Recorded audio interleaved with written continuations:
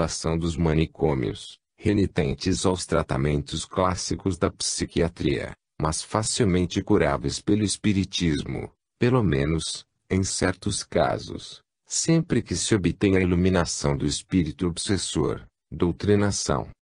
Tendo a patologia das doenças nervosas e mentais por etiologia ação manifesta dos desencarnados, falecidos, sobre os encarnados, vivos, por processos nefastos de sugestão e magnetismo, provocando desde a obsessão simples à subjugação, será num futuro não longínquo, um dos capítulos mais interessantes da neuropatologia e da psiquiatria, que necessariamente hão de recorrer ao estudo do espiritismo para aí colherem os elementos indispensáveis para fundamentarem uma terapêutica causal de efeitos seguros, por intermédio da catequese dos espíritos obsessores e das correntes fluídicas inerentes às sessões espíritas, quando orientadas num elevado sentido moral e com pleno conhecimento da técnica espírita, sem esquecer as preces fervorosas em benefício do espírito obsessor, que muito facilitam a sua regeneração. Os médiuns, essencialmente caracterizados pela sua dissociação anímica e fácil exteriorização do seu duplo, são suscetíveis de serem magnetizados, quer por desencarnados, transe, quer por encarnados, hipnose, operando-se, assim, o desdobramento integral. Mas também a magnetização pode efetivar-se apenas em localizado campo especial, como sucede na psicografia mecânica, limitada ao antebraço e mão, fenômeno raro, tendo tido Portugal um dos melhores médiuns escrevendo mecanismos mundiais, Fernando de Lacerda, que é por este processo produzir essa admirável obra de psicografia supranormal, do país da luz, apreciada e enaltecida no estrangeiro.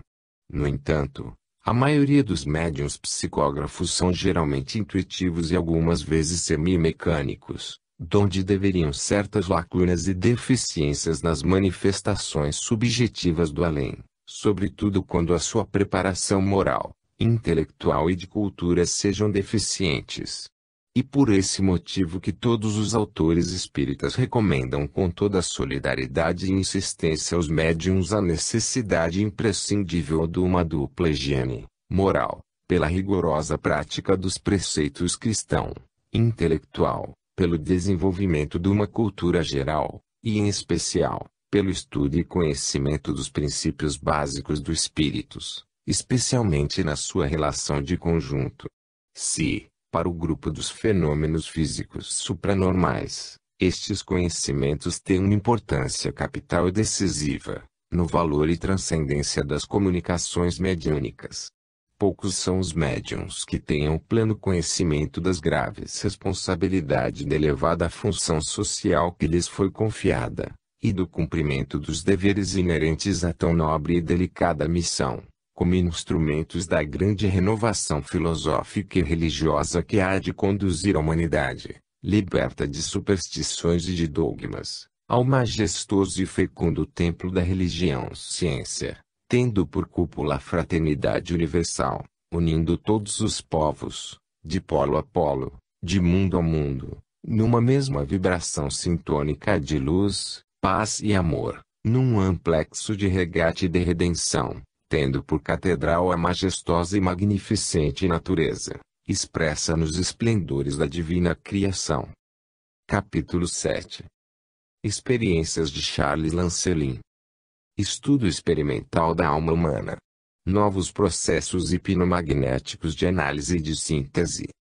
Como já relatamos anteriormente, não obstante os esforços empregados por vários experimentadores no sentido de uma dissociação completa, por um dos elementos constitutivos da alma humana, embora empregando variados artifícios na técnica magnética, não foi possível conseguir-se, pelo processo analítico, ir além do desdobramento dos primeiros 4 elementos da alma humana, duplo etérico, corpo astral, corpo mental e corpo causal, correspondentes aos aerossomas 1, 2, 3, 4, da nomenclatura moderna. Como fizemos notar, é o coronel Roches Daiglum, antigo diretor da Escola Politécnica de Paris, que cabe o mérito de ter sido precursor desta renovação do metapsíquico contemporâneo, conseguindo obter por processos científicos a exteriorização da sensibilidade e, mais tarde, em 1893, o desdobramento do duplo etérico correspondente ao Erossoma 1. Relativamente ao Erossoma 2, o corpo astral, muito embora o coronel Rochas o tivesse previsto e até certo ponto confundisse, por vezes, com o duplo etérico, especialmente no início das suas memoráveis experiências do desdobramento da alma humana, é justo que se preste a devida homenagem ao eminente experimentador, Hector D'Urville, que, não só obteve, em 1909, o desdobramento direto do corpo astral do duplo etérico, tantas vezes confundidos numa mesma nomenclatura e até nas suas propriedades, mas ainda pelo estudo profundo e minucioso que fez das complexas e variadas propriedades, ainda hoje clássicas, numa orientação essencialmente científica e experimental.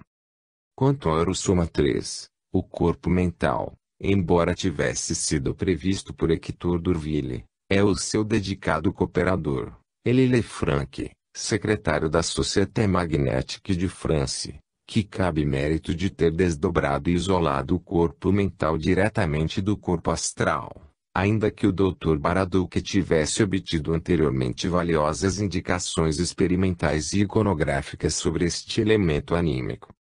Quando ao Erossoma 4, corpo causal, e ainda o eminente experimentador, Lefranc, que cabe a honra de ter obtido, em 1912, o seu desdobramento direto do corpo mental.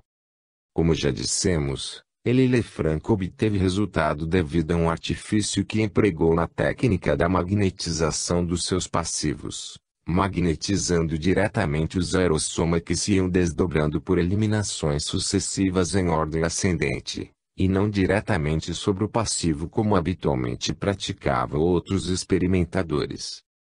Era este estado em que se encontrava o estudo da dissociação da alma humana quando, em 1914, instalou a Grande Guerra, paralisando esta ordem de trabalhos metapsíquicos. Com a paz, em 1918, foram continuados, de novo, os estudos experimentais sobre a alma humana, verificando de novo confirmadas as descobertas já realizadas, anteriormente, pelos insignes experimentadores, Coronel de Rochas, Hector D'Urville, Dr. Baraduc, Lefranc, Dr. Joire, Fernandes Colavida, etc. Depois de 1918, sobressai, pelo valor dos seus trabalhos teóricos e experimentais, C. Lancelin, que tinha cooperado anteriormente nos trabalhos do Coronel Rochas e do Dr. Baraduc, tendo já publicado uma obra vasta e profunda, revelando uma erudição invulgar nos domínios do ocultismo e esoterismo, e do metapsiquismo contemporâneo. Charles Lancelin serviu-se de preferência de processos magnéticos de técnica difícil e complexa, visando estados de hipnose profunda nos seus passivos, tendo o processo magnético inúmeras vantagens pela sua ação suave, tônica e de gradação relativamente fácil, sobre os processos brutais do hipnotismo, que, por vezes, produzem um intenso abalo nervoso nos passivos, além de muitas outras desvantagens, como tantas vezes temos observado nas nossas experiências pessoais. C. Lancelin, discípulo do Coronel Rochas d'Aiglun, serviu-se de vários passivos, mas muito especialmente de Mi. Lambert, favorita e já treinada pelo Coronel d'Aiglun e que tanto contribuiu pela sua dedicação e invulgares faculdades medianímicas para as suas memoráveis descobertas metapsíquicas sob o criptônio de Mi. Lux. Em todas as suas experiências, Lancelin fez-se assistir de vários passivos testemunhas, para verificar os resultados, quer por clarevidência natural e espontânea, aliás rara, quer pela clarevidência artificial ou sonambúlica, obtida por hipnose magnética. Não entramos em pormenores sobre as condições a que deve satisfazer o gabinete de experiências tão delicadas, impondo-se o seu isolamento silencioso e calmo, não sendo estranho à técnica e bom resultado das experiências os seus coeficientes térmico e higrométrico. As condições de higiene moral e dietéticas relativas ao sensitivo também exercem capital importância para o bom resultado final. Por outro lado, o operador deve ter longa prática na técnica das suas múltiplas e complexas aplicações, devendo possuir a máxima serenidade, poder de vontade e reflexão para resolver com segurança e rapidamente todos os casos complexos e inesperados que possam surgir no decurso de tão delicadas experiências, acarretando graves responsabilidades morais e legais para o magnetizador, que não deve ir de ânimo leve para experiências tão transcendentais e complexas, orientando-se sempre num fim nobre e elevado. O passivo instala-se comodamente numa poltrona ou maple, tendo ao seu lado esquerdo 3 outras poltronas iguais, à distância de 1 metro umas das outras, que designaremos respectivamente pelos números 1, 2, 3 e 4. Por passes magnéticos longitudinais lentos adormece-se o passivo, levando até a letargia profunda e daí ao sonambulismo, mais ou menos profundo, por uma ligeira fricção da mão direita do operador sobre o alto da cabeça do passivo, vértex, de onde resulta o desdobramento do duplo integral, contendo o ego individual, composto do espírito e do perispírito com todas as camadas representativas das diversas almas secundárias. Este fantasma completo ou duplo integral é designado por Lancelin, aerossoma número 1 sublinhado, que é, por sugestões apropriadas, se força a instalar-se na poltrona número sublinhando 2, ficando ao corpo físico por um cordão fluídico, denominado cordão vital. Atualmente já não se usa magnetização demorada, sobretudo quando se opera com um bom passivo convenientemente treinado. Em geral, é suficiente uma sugestão verbal imperiosa, intensamente volitiva do magnetizador, impondo ao passivo a desarticulação do duplo do corpo físico, auxiliada por alguns passes magnéticos longitudinais, evitando, assim, trabalho e fadiga ao operador. Obtida a exteriorização do duplo por passes magnéticos longitudinais, levados até a hipnose profunda, como expulsamos anteriormente, temos no maple número 1 sublinhado o passivo apenas representado pelo seu corpo físico, sacrossoma, e no maple número sublinhado 2 o duplo integral na sua tríplice constituição, corpo etérico, a alma, englobando todos os seus corpos psíquicos em totalidade, e o espírito, sejam quais forem os seus meios de ligação e de ação, que mal vislumbramos no estado atual dos nossos conhecimentos. Para obter a dissociação do duplo integral ou aerossoma 1, C. Lancelin apresenta 4 processos. Primeiro, a magnetização intensiva aplicada diretamente sobre o aerossoma 1, método Lefranc. Segundo, a sugestão imperiosa dada ao passivo neste sentido, desde que esteja suficientemente treinado nesta ordem de trabalhos. Terceiro, ainda por sugestões, ordenar a projeção do duplo para qualquer ponto distante. O cordão vital ou etérico, que liga o corpo físico ao aerossoma 1, é pouco extensível, 8 a 10 metros, enquanto que o cordão astral, que liga o aerossoma 1 ao aerossoma 2, composta da alma e do espírito, é indefinidamente extensível, donde resulta que o afastamento deste último implica separação e dissociação automática ao aerossoma 1 que fica reduzido ao duplo etérico, também denominado alma vital ou corpo ódico, parte integrante do corpo físico e ele sobrevivendo apenas de 5 a 8 dias, constituindo o espectro dos cemitérios. Quarto, colocar defronte do aerossoma uma ampola de vidro onde se tenha feito o vácuo que atraia todos os elementos anímicos, ficando, assim, isolado o corpo etérico, refratário por natureza à passagem através do vidro. Este processo é perigoso pelo choque de retorno produzido no passivo por intermédio do corpo vital, em consequência do traumatismo brusco recebido pelo aerossoma. Em geral, só se utilizam os dois primeiros processos, sendo o primeiro o método de eleição.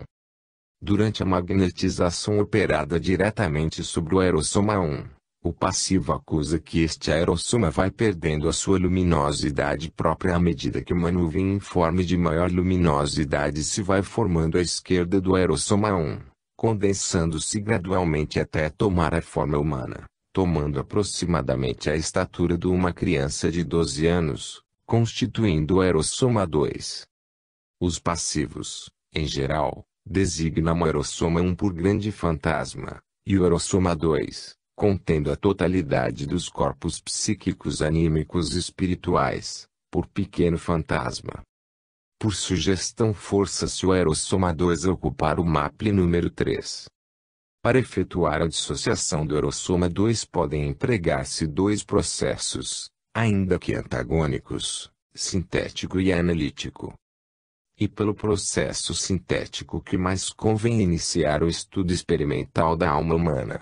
Neste sentido aplicam-se passes magnéticos longitudinais diretamente sobre o aerossoma 2 até obter a dissociação do aerossoma 3 que lhe fica sobreponível, ficando o aerossoma 2 apenas constituído pela alma secundária sensível, para em seguida se dissociar pelo mesmo processo magnético o aerossoma 4. Ficando o aerossoma 3 apenas representado pela alma mental e assim sucessivamente até a dissociação da última camada ou invólucro anímico, representativo da alma secundária superior em ligação direta com o espírito, como é lógico supor. O processo analítico de dissociação anímica só deve ser aplicado depois de o passivo e do magnetizador estarem familiarizados com o processo sintético da dissociação dos corpos psíquicos pela sua maior transcendência e complexidade técnica, muito especialmente para o passivo. Enquanto que o processo se inicia pela vértice dos aerossomas, desarticulando-os numa ordem ascendentes. O processo analítico principia pelas bases dos respectivos aerossomas, exteriorizando gradualmente os aerossomas, deixando ficar isoladas as almas secundárias básicas de cada aerossoma. Mas as dificuldades para o operador e os perigosos para o passivo, em consequência da repercussão traumática, choque de retorno, sobre o seu corpo orgânico, sarcossoma, através dos cordões vital, astral, aliforme, etc., podendo determinar, por vezes, graves ferimentos hiperfísicos, começam já na dissociação do aerossoma 4, representativo da alma secundária causal onde residem, em potência, os germes, skandhas, que concatenam as vidas sucessivas, para cada indivíduo, na seriação lógica de causas e efeitos, de vida para vida. Na série infinda da pluralidade das respectivas existências, palingenesia. Teoricamente, na opinião de Selancelin, o processo analítico, por eliminações sucessivas, deveria conduzir, como resultado final, à exteriorização de um aerossoma 7, constituído exclusivamente pela última alma secundária, a alma consciencial, dominada pelo espírito, mas, praticamente, experimentalmente, não tem sido possível ir além do aerossoma 4, a alma causal, e não sem múltiplas dificuldades, num experimentalismo complexo e transcendente de natureza hiperfísica.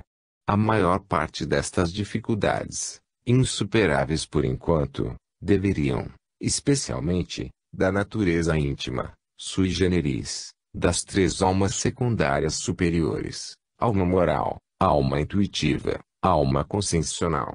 Esta tríade anímica, este ternário psíquico superior, parece ser formado, não como as quatro almas secundárias inferiores, alma vital, alma sensível, alma inteligência, alma causal, por uma substância etérica ou heteroide possuindo algumas das propriedades da matéria físico-química, mas por uma substância incomparavelmente mais sutil, ultraelétrica, espiritoide, cujas propriedades e manipulações são ainda quase desconhecidas dos mais avançados experimentadores deste complexo e transcendente neopsiquismo, eriçado de dificuldades para os experimentadores e de perigo para os passivos e sensitivos. Celan começou por aperfeiçoar o método analítico fazendo a dissociação em linha vertical a partir da alma mental, evitando os perigos que tinham corrido anteriormente os passivos, fazendo a integração dos elementos anímicos dissociados, não parcialmente como Lilley-Frank, mas operando sempre a reintegração sucessiva, mas completa no seu conjunto. Depois de uma série de tentativas infrutíferas, Celan, reconhecendo a impossibilidade de obter o desdobramento por eliminações sucessivas a partir do erossoma 4, corpo causal, pôs de parte o método analítico e tentou o processo que determinou o sintético, para obter uma exteriorização, ainda que parcial, dos elementos superiores da alma humana que, porventura, estivessem ainda contidos no erossoma 4.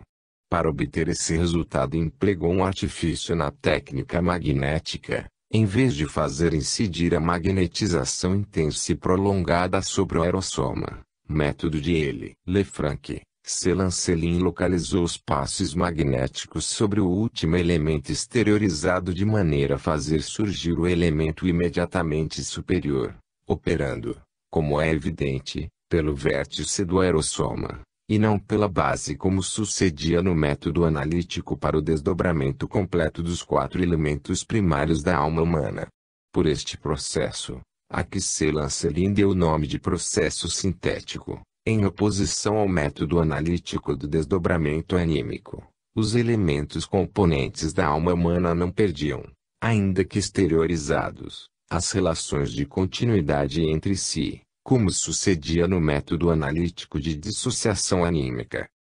Celan expõe a dissociação dos elementos superiores da alma humana pelo seu processo sintético nos seguintes termos, depois das sessões de estudos, consagradas a habituar o passivo, Lambert, aos meus processos de trabalho e a determinar as suas possibilidades. Apliquei a teoria que tinha estabelecido nos meus ensaios preliminares com o passivo RG depois de ter conseguido que a alma causal entrasse no campo da evidência de Lambert me determinasse no espaço o lugar exato onde se encontrava este elemento anímico. Dirigi especialmente para ele o meu influxo magnético. O resultado das sessões seguintes ultrapassou todas as minhas esperanças. Primeiro sessão. Lambert acusou o aparecimento, acima da alma causal, de qualquer coisa brilhante que, pouco a pouco, sob a influência dos passos magnéticos, se tornava de um brilho intenso e cintilante, sem que pudesse indicar-me a forma exata, devido a ser dolorosa ao se olhar a luminosidade que irradiava. Parecia-lhe somente que era como um globo de luz sobre ele. Não obstante toda a minha insistência, não me foi possível ir mais longe nesta sessão, porque o passivo exteriorizado insistia que o despertasse. Segunda sessão, depois de ter provocado a hipnose magnética em Lambert repetia a experiência da sessão anterior, sugerindo-lhe que deveria examinar, como através de um vidro fosco, todos os fenômenos luminosos que eu iria produzir ao seu olhar interno. Desde então, descreveu-me minuciosamente o que via, uma espécie de globo constituindo por uma massa de faíscas cintilantes animadas de um movimento rápido em todos os sentidos, situado por cima da alma causal. O passivo afirma que este globo de luminosidade ofuscante era a sede da distinção do bem e do mal. Por este motivo designa este elemento anímico com o nome de alma moral. Logo que o passivo me indicou a localização no espaço deste novo elemento, fiz concentrar sobre ele o esforço dos meus passos magnéticos e a projeção da minha vontade. O efeito não tardou a produzir-se, acusando o passivo, acima da alma moral, a formação de uma espécie de ferro de lança triangular, luminosa, projetando sobre o seu contorno ligeiras chamas arborescentes muito finas e ramificadas. Este ferro de lança, que teria 4 a 5 centímetros de base, terminava no vértice por uma ponta mais brilhante. Depois de certas indicações, ainda que insuficientemente comprovadas, este elemento anímico seria, em certos momentos, animado de um movimento giratório alternativo, muito lento, que avalio, pelas indicações fornecidas pelo passivo, de 3 a 4 segundos por rotação. Em consequência de este elemento anímico receber as inspirações, estando em comunicação com o espírito, denominei-o alma intuitiva. Desde então pensei ter chegado aos confins da alma total, supondo que nada de novo faria ver o passivo. Mas, para obter a certeza, depois de lhe fazer indicar a localização deste novo elemento, alma intuitiva, tive a surpresa de o passivo me comunicar, depois da projeção e intensificação do fluido magnético, que via revelar-se uma nova forma. Depois de ativar os passes magnéticos sobre a alma intuitiva, o passivo afirma ver uma espécie de pequeno sol como que tecido de uma luz muito suave ao olhar, emanando em volta radiações, aparentando a forma de uma custódia sem pé. Depois das explicações do passivo, concluí que este novo elemento anímico era a sede do ego, da consciência psicológica, denominando-o alma consciencial. Cumpre registrar que, à medida que se exteriorizava a alma intuitiva e a alma consciencial, a alma moral retraía-se, ficando reduzida à metade do seu diâmetro em toda a sua luminosidade, tendendo a concentrar-se no centro.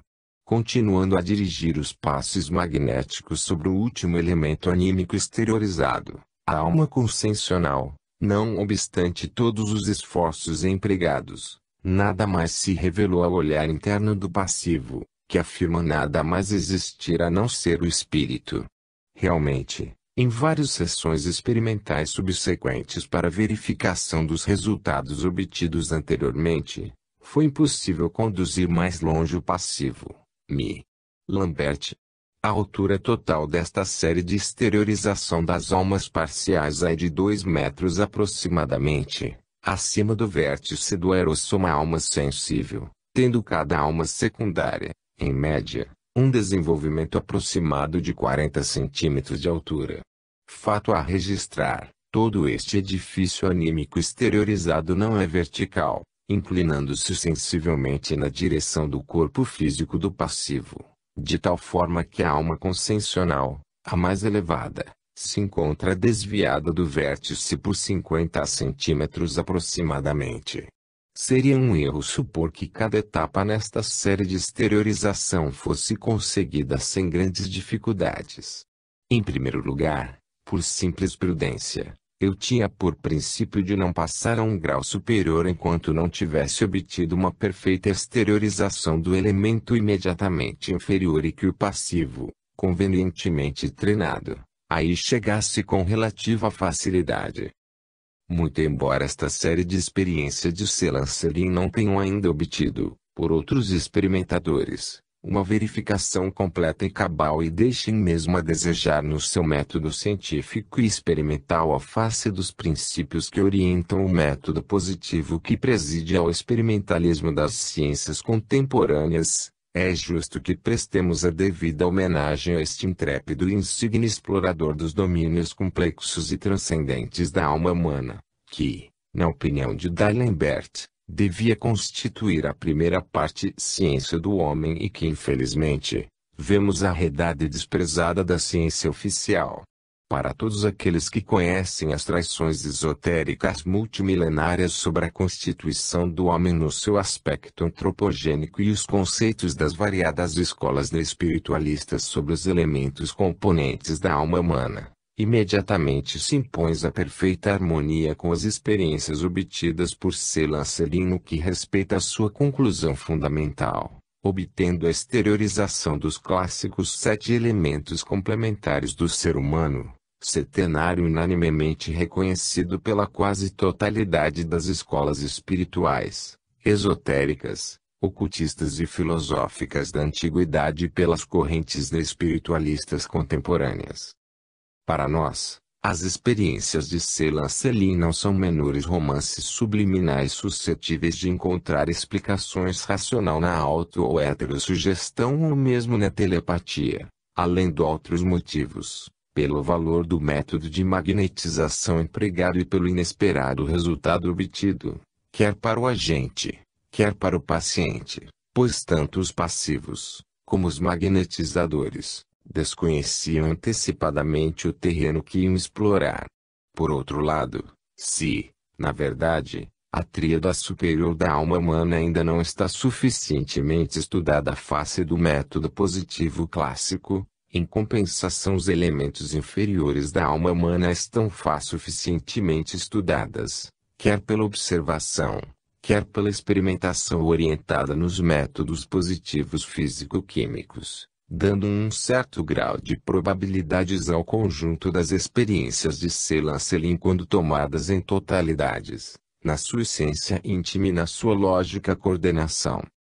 Não pretendendo impor o alto valor dos trabalhadores de Celan Selim, reconhecemos, no entanto, as enormes e múltiplas dificuldades de poderem ser verificadas com exatidão por outros experimentadores, além de outros motivos de ordem técnica, pela dificuldade de se encontrarem passivos com as admiráveis qualidades de desdobramento e de treino, como Mi. Lambert. Mas seja qual for o valor intrínseco e real das memoráveis experiências venham confirmar definitivo e plenamente, como nos parece provável, no estado atual do psiquismo experimental contemporâneo, a Celan Selim cabe o mérito de não só abrir um amplo caminho para ulteriores descobertas nos complexos domínios da alma humana, mas ainda de, pelo menos, ter criado uma hipótese de trabalho que explica, lógica e naturalmente, a origem e o mecanismo de um grande número de fenômenos supranormais que o Espiritismo tem registrado como fatos incontroversos, mas que até agora não tem podido explicar com perfeito conhecimento de causa, como por exemplo, a telecinesia, a telepatia, a perturbante ectoplasmia, no seu duplo aspecto, das aparições de vivos e de defuntos e outras categorias de fatos que qualquer pessoa de mediana cultura, liberta de preconceitos dogmáticos, já não pode relegar para o domínio da fantasia, porque constituem nos países civilizados e cultos uma nova ciência, essencialmente positiva, o Espiritismo.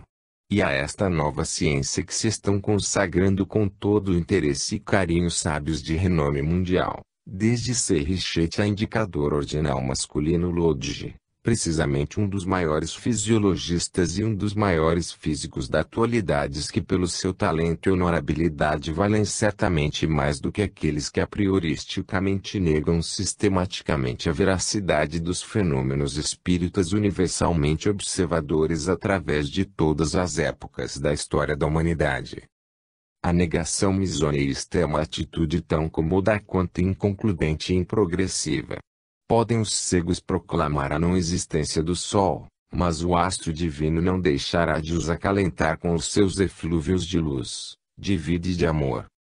De resto, as teorias melhor arquitetadas, não residem a lei implacável do progresso como é lógico deduzir, enquanto que os fatos ficam inabaláveis, seremos impávidos na sua flagrante verdade, na calma plenitude da sua realização, desafiando o espaço e o tempo e até a incredulidade humana. Capítulo 8 da biometria.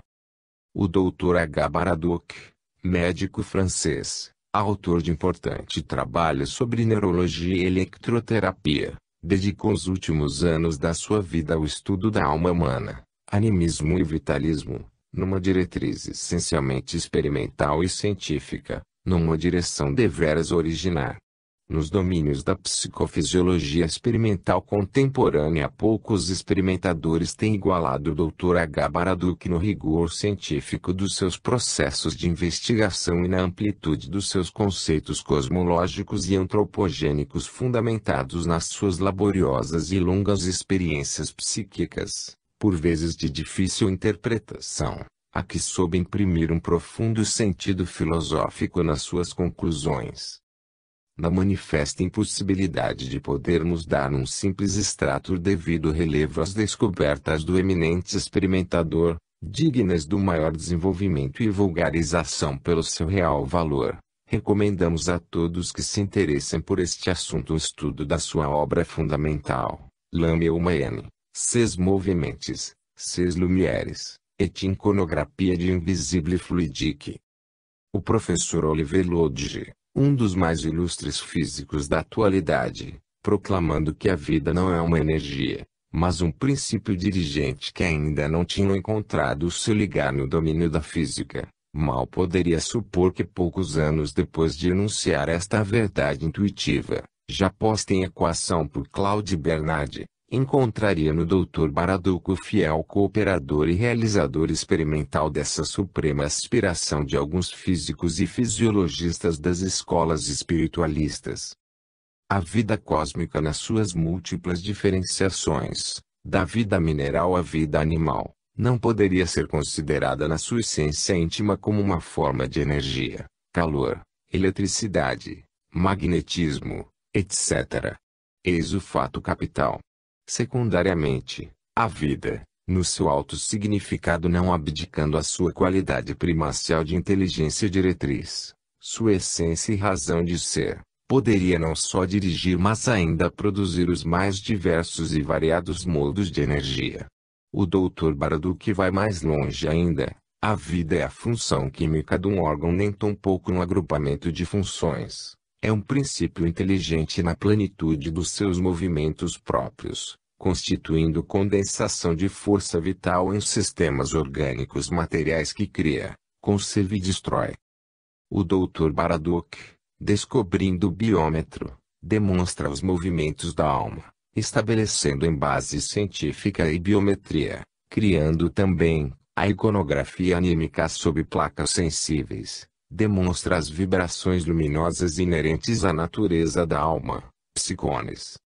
Durante muitos anos, o Dr. Baraduc repete experiências sobre experiências, variando as condições, aperfeiçoando a técnica, obtendo milhares de fotografias de psicones em colaboração com fisiologistas e físicos cuja mentalidade e honorabilidade se impõem na ciência contemporânea, professores Richet, Narquelier, Iódico, Guerra Junqueiro, Marius de Crespi, etc.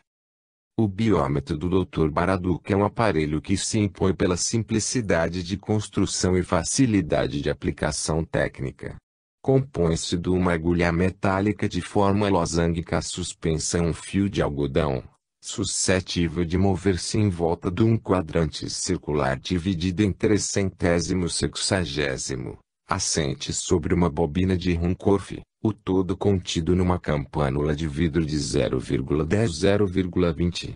A fim de pôr o aparelho ao abrigo da influência das energias físicas, como calor, eletricidade, magnetismo telúrico, etc., o Dr. Baraduc procurou revestir o seu biômetro de substâncias ediatérmicas e edielétricas, envolvendo a campânula de um quádrupla couraça isoladora constituída por alúmen, colódio, mica e seda, e ainda experimentando no vazio, por vezes, interpondo uma placa de gelo a fim de determinar com a máxima segurança possível a natureza dos fenômenos observados, diferenciando-os dos modos de energia físico-química conhecidos. O Dr. Baraduc reconheceu que, à distância e sem contacto, o corpo humano ou uma simples mão provocam movimentos de atração ou repulsão na agulha cuja amplitude de oscilação variava de indivíduo para indivíduo, no mesmo indivíduo como funções de seus estados de saúde emocional. Associando por vezes, nas suas experiências, o galvanômetro cutâneo de Takhanov, o Dr. Baraduc determinou a relação entre o coeficiente eletrogênico da pele e o coeficiente emocional traduzido pelo seu biômetro anímico que parece refletir a fisionomia da alma através das oscilações da agulha. Uma série de observações com indivíduos diversos e nas condições mais variadas permitiram que Baraduc pudesse interpretar os movimentos vitais acusados pelo seu biômetro por 17 fórmulas, baseadas nas relações entre a atração e a repulsão da agulha biométrica, correspondentes a 7 movimentos vitais. Estas fórmulas foram obtidas inicialmente com indivíduos no seu estado normal, mas o Dr. Baraduc pôde reproduzi-las com todo rigor e exatidão, sugerindo a passivos hipnotizados estados emocionais anímicos equivalentes às fórmulas obtidas em indivíduos no seu estado normal, fato digno de registro como elemento comprovativo. Pelas suas observações, Baraduc concluiu que a metade direita do corpo humano atrai a vida cósmica, enquanto que a metade esquerda repete sendo a proporção de 3:1.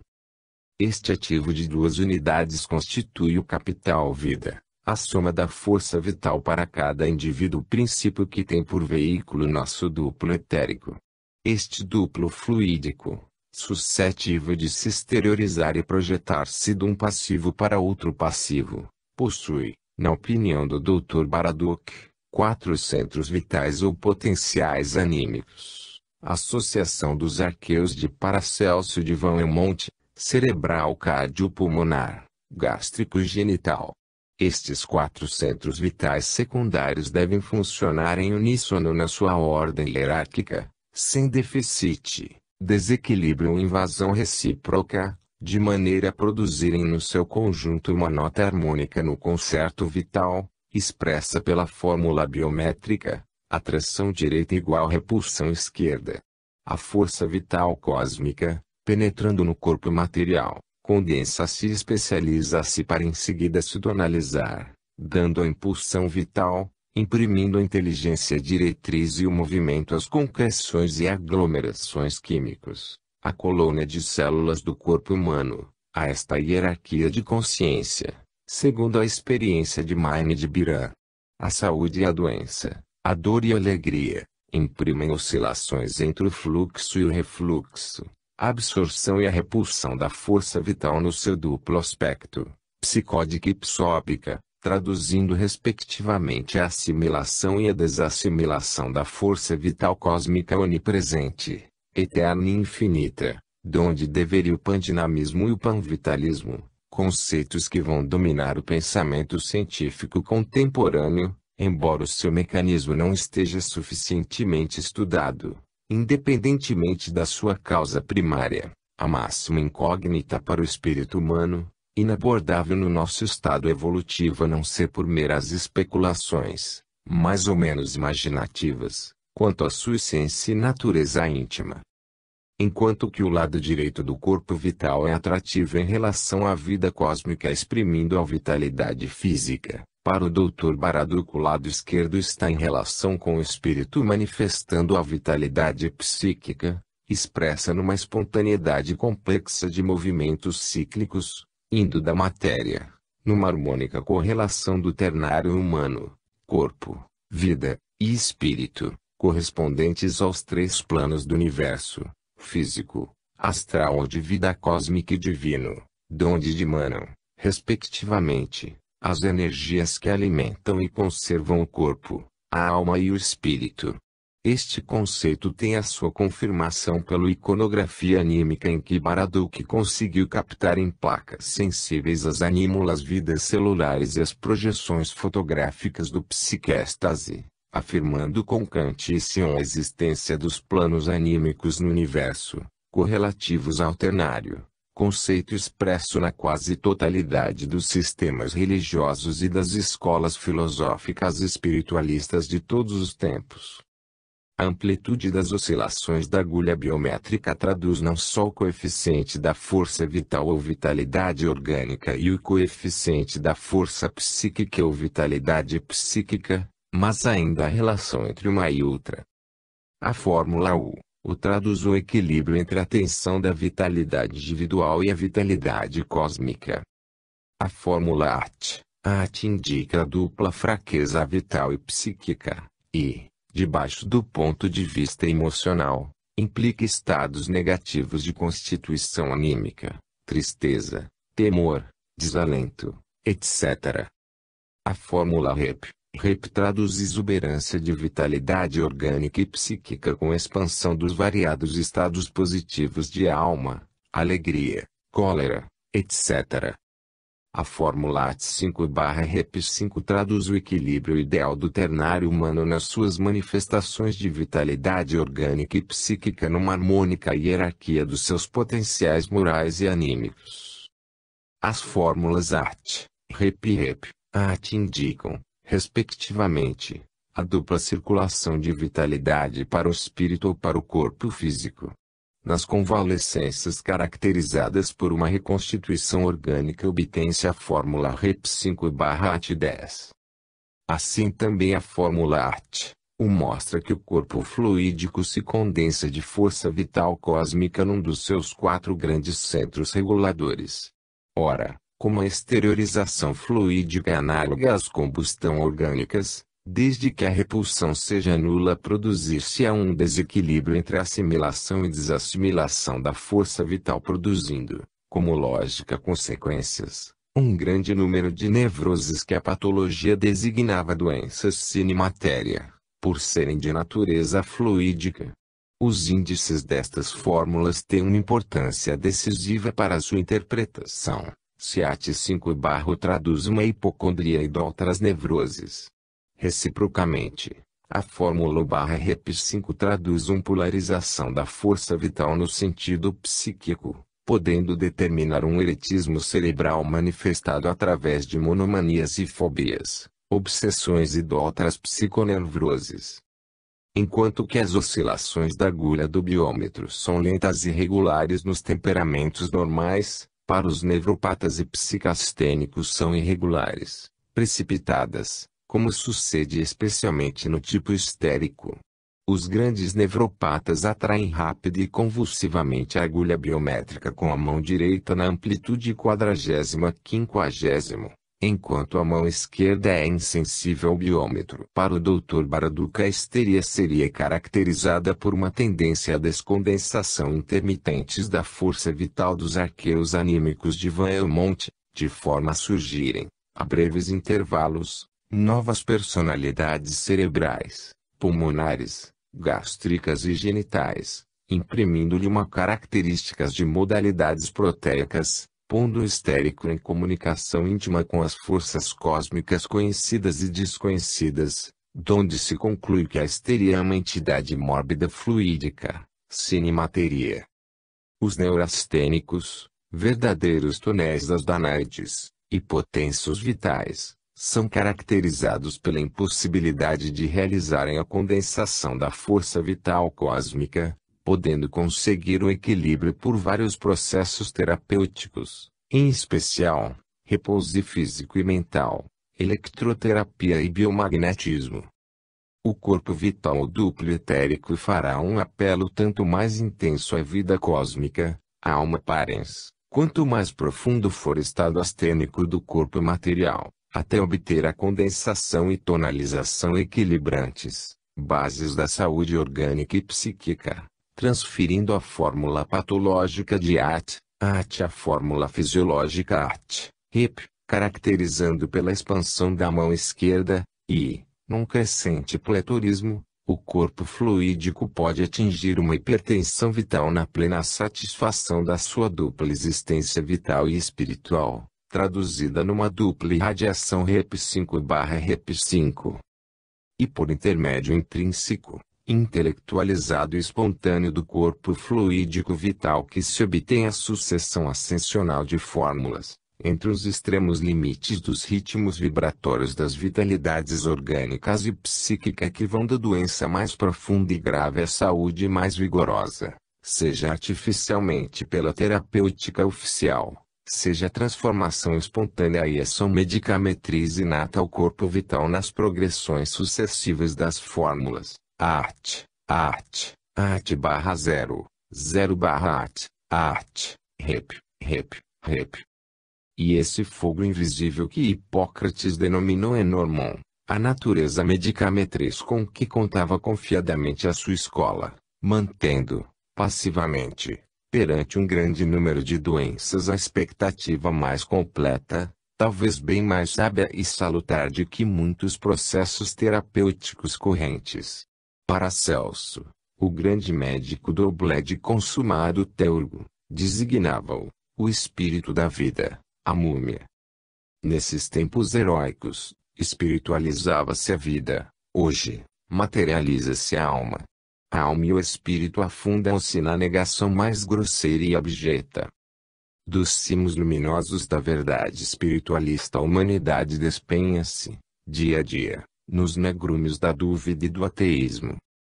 Mas, por entre as sombras e penumbras do pensamento contemporâneo, a luz viva de Zoroastro, cintilando da imortal psique, iluminará eternamente o caminho do resgate e da redenção nas curvas sinuosas da evolução humana, orientada na lei do duplo amor de Jesus Cristo, divino e humano. Capítulo 9. Experiências do Dr. H. Baraduc. O estudo analítico da alma humana teve no Dr. Baraduc, médico e biologista contemporâneo, um dos seus mais laboriosos cultores. Através da sua obra vasta e complexa, por vezes nebulosas e de difícil interpretação, repassada de certo cunho de originalidade nos seus processos experimentais, encontram-se valiosos elementos de estudo para o dinamopsiquismo humano, e novas diretrizes de trabalho para ulteriores investigação dos elementos anímicos. Inventando o biômetro, o Dr. Baraduc conseguiu surpreender a alma nos seus movimentos mais íntimos, nutritivo, patológico, emocional, traduzidos em 7 fórmulas fundamentais de vibrações registradas pela biometria que nos referimentos capítulo anterior. Pela iconografia, o Dr. Baraduc captou as vibrações luminosas da alma humana, diferenciadas em 7 luzes próprias e autônomas, traduzindo forças vitais e psíquicas no seu mais alto significado psicológico. A origem destas experiências resiste no fato de Narkeo Sodoku, professor de Instituto e de Medicina Experimental, de S. Petersburgo, inventor e promotor da electrografia, ter pedido a colaboração do Dr. Baraduc. Por outro lado, as experiências anteriores do Dr. Louis, do Hospital da Caridade, de Paris, e do comandante da JET, tiveram também certa influência. Mais tarde, depois de variadas experiências no domínio da electrografia, o Dr. Baraduc aplicou a electrografia ao estudo do vitalismo e da alma humana. Nesta modalidade reside, em grande parte, o cunho de originalidade que o Dr. Baraduc imprimiu aos seus trabalhos e também um dos mais sérios argumentos dos seus contraditores, impugnando as suas electrografias psíquicas como só provenientes da ação elétrica. Poderemos, talvez, reduzir a complexidade e diversidade dos seus processos iconográficos a 3 métodos fundamentais. Primeiro, o método por tensão elétrica. Segundo, o método por tensão volitiva. Terceiro, o método por tensão espontânea e emocional. O método por tensão elétrica consiste em fazer projetar os eflúvios vitais sobre uma chapa fotográfica pela ação direta de uma máquina elétrica estática, ligando um dos polos ao operador e outro à chapa sensível. Outras vezes, a pessoas que se sujeitava a experiências era colocada num banho de eletricidade estática, com uma chapa sensível sobre a fronte, dirigindo operados uma das suas mãos em frente à chapa a fim de desenvolver maior tensão, evitando a formação de faísca, não podendo a eletricidade atravessar a chapa de vidro por mau condutor. Só as radiações humanas poderiam impressionar a face sensível, no conceito do Dr. Baraduc. Este método só tem valor histórico, não resistindo à crítica de que foi objeto por vários físicos eminentes, entre os quais sobressaía sólida argumentação de Aguebart e do engenheiro G. Delany. Em compensação, tem real valor os 2 outros métodos propostos por Baraduc. O método por tensão da vontade consiste em projetar diretamente os eflúvios vitais sobre uma chapa sensível, ou indiretamente por intermédio de uma máquina fotográfica, debaixo da ação de uma vontade intensa, contínua e persiste, variando esta tensão volitiva de alguns minutos e meia hora.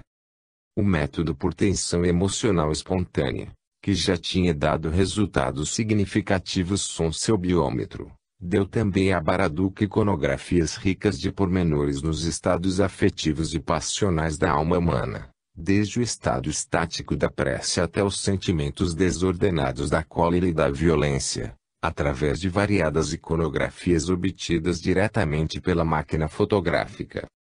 E iconografia, diz o Dr. Baraduc, Lammelwein, Pags.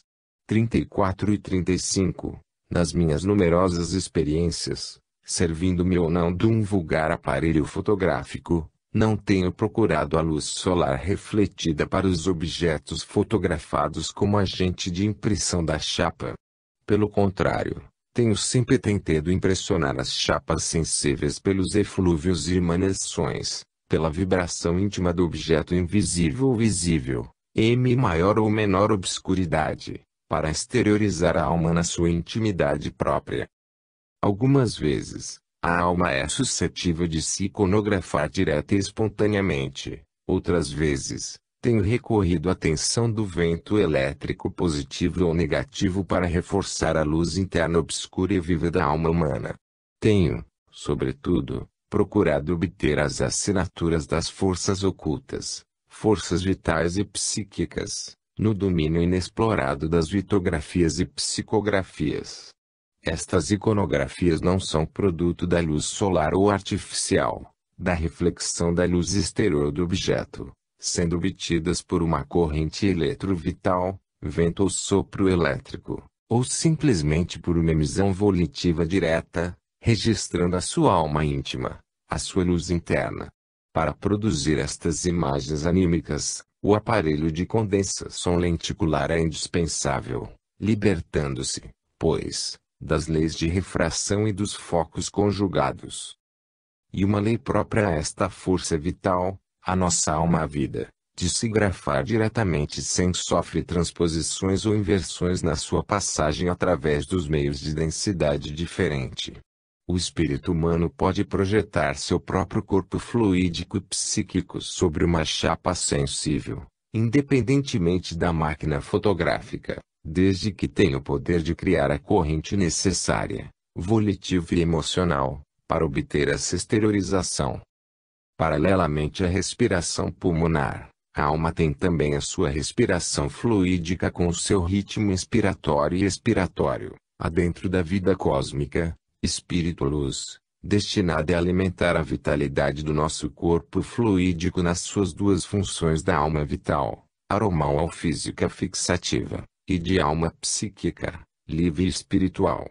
Esta respiração fluídica, mesmo em condições normais, apresenta graus de intensidade que a fazem comunicar mais ou menos intimamente com a atmosfera fluídica cósmica que envolve. Logo que se pretende criar a corrente psicódica ou psicoelétrica, é necessário que a alma rompa, em primeiro lugar, a fórmula biométrica que era sua lei vital, seu estado normal atual, fazendo um esforço de tensão para intensificar esta corrente, polarizando-a para ela ou exteriorizando-a para a chapa sensível. E então, por um impulso volitivo, que a alma rompe o equilíbrio respectivo das forças ocultas internas e externas, permitindo a uma delas manifestar-se, se as condições de simpatia de indução entre nossa alma e estas forças intelectivas permitirem uma mútua atração. E necessário, pois, que a alma sinta e vibre intensamente no seu desejo, com energia moral, elevação de espírito, e pureza de ideal, se queremos obter manifestações de ordem mais transcendentes nas suas expressões luminosas. Passemos agora à corrente intermediária entre o operador e o invisível, corrente na qual está situado a chapa sensível combinada à eletricidade. A corrente é composta de um vento elétrico, no estado anímico especial e no esforço de vontade atrativo ou repulsivo. E a corrente eletrodo-psíquica que é necessário saber produzir e combinar a fim de obter, em conjunção, as grafias da eletricidade, do nosso vital e do nosso psicovoluntário. E combinando estas três luzes que se obtém sobre a chapa sensível em uma quarta luz que se origina espontaneamente. e sobretudo uma luz anímica sobre outra luz da mesma natureza que se podem obter as mais maravilhosas grafias psíquicas, como ensinava G. Maxwell. Muitas vezes a eletricidade é inútil, sendo suficiente a respiração anímica. Empregando-se a eletricidade, é necessário que o fluido elétrico se digira completamente no fluido ódico, operando-se uma fusão eletrovital e volitiva. Desta forma, o fluido elétrico não se grafa,